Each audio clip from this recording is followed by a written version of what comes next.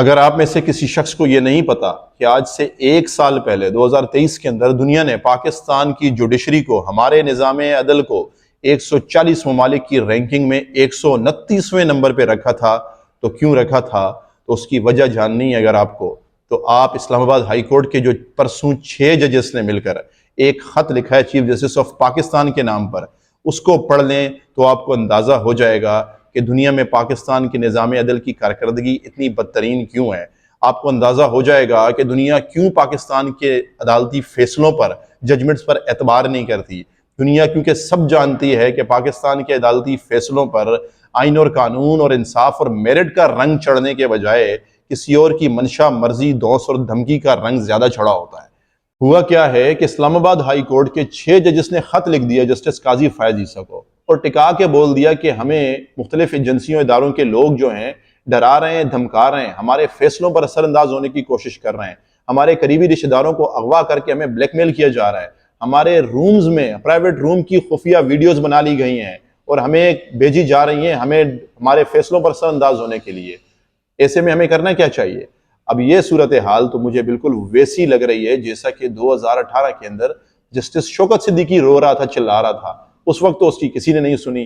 Justice Shaukat Siddiqui ने कहा था कि मुझे जनरल फैज हमीद जो हैं और दीगर इदारे के अफराद अप्रोच करके कह रहे हैं कि आपने फलां केस के अंदर मरियम नवाज को, नवाज शरीफ दोनों को डिस्क्वालीफाई करना है, मेरे फैसलों पर असरअंदाज होने के लिए मुझे बार बार पीछे से फोन कर रहे हैं। तो ऐसे में उन्होंने राब्ता किया जस्टिस शौकत सिद्दीकी ने उस वक्त के चीफ जस्टिस साकिब निसार को, और साकिब निसार साहब ने बजाय अपने मातहत अदलिया को सपोर्ट करने के, उनका मसला हल करने के, उल्टा जस्टिस शौकत सिद्दीकी को ही नौकरी से बरतरफ कर दिया, वो भी केस को बगैर सुने। आज 5 साल लग गए जस्टिस शौकत सिद्दीकी को इंसाफ लेने के लिए और अपनी इज्जत बहाल करवाने में।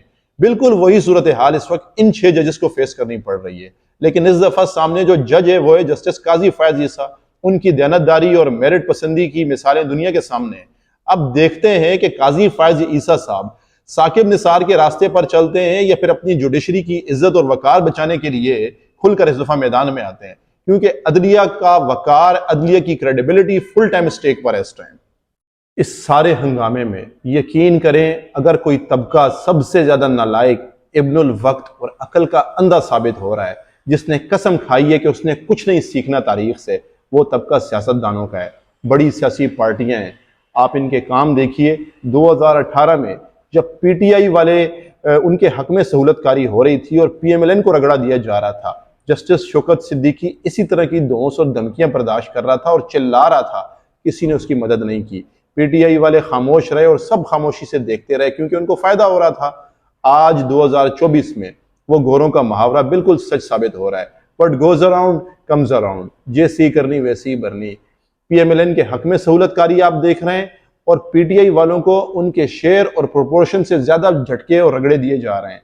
ऐसे में पीएमएलएन वाले बजाय अदलिया की आजादी के साथ खड़े हों, रूल ऑफ लॉ के साथ खड़े हों, इन 6 जजेस के साथ खड़े हों, वो उल्टा इन 6 जजेस को बदनाम करना चाह रहे हैं, इनकी किरदार कुशी करना चाह रहे हैं, क्योंकि सहूलतकारी उनके हक में जा रही है, तो लिहाजा वो इंजॉय कर रहे हैं। लेकिन आप नोट कर लीजिए ये बात, मिलना जिस तरह पीटीआई को कुछ नहीं था, मिलना पीएमएलएन को भी कुछ नहीं है।